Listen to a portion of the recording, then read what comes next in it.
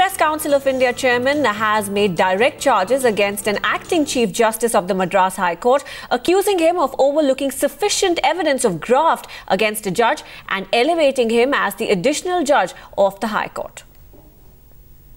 उनके बारे में बहुत कंप्लेंट्स आ रही थी कि वो करप्शन कर रहे हैं, भ्रष्टाचार कर रहे हैं। तो मैंने chief justice of India justice Lahoti से कहा कि भाई इनकी आईबी इंक्वायरी कराएगी। ये आईबी इंक्वायरी हुई, उसमें पाया गया कि सही है, ये करप्शन कर रहे हैं। तब उसके बाद वो 2 साल के लिए एडिशनल जज हुए थे, परमानेंट जज नहीं थे। तो उनको फिर कंटिन्यू नहीं करना चाहिए था जब एडवर्स आईबी रिपोर्ट आ गई। मगर मुझे बड़ा ताज्जुब हुआ कि उसके बाद भी जस्टिस लाहौटी ने उसको 1 साल और एडिशनल जज का दे दिया, जो मेरे हिसाब से उचित नहीं था। Well, Justice Markandeya Katju is an extremely eminent retired judge of the Supreme Court. He was the chairperson of the Press Council of India. I had the occasion of working very closely with him. So therefore, if at all Justice Markandeya Katju has given a statement or written an article in a certain newspaper, I guess the best thing would be for him to really respond to it rather than asking anybody else to be responding to it.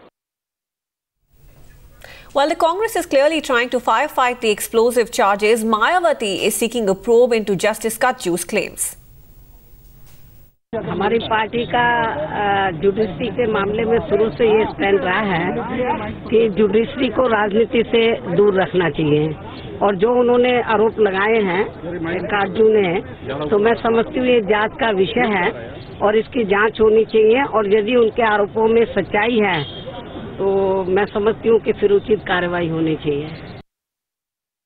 Judiciary corruption से कब दूर नहीं थी, सभी को मालूम है। लेकिन जो काटजू साहब ने आज कहा है ये बात, अगर उस वक्त कहते अपने चेयर पर बैठे हुए तो उनको ज्यादा ताकत आती।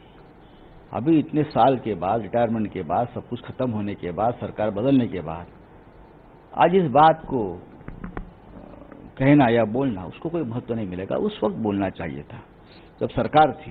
कुछ कहीं नजर तो नहीं उनकी कोई बात? अभी सबकी नजर होती है, निगाहें होती है, उनका प्रश्न है। लेकिन अगर भ्रष्टाचार हो रहा था, कोई एक जज हाईकोर्ट का करप्शन कर रहा था और आप देख रहे थे, तो लेटर लिखने से बात नहीं होती।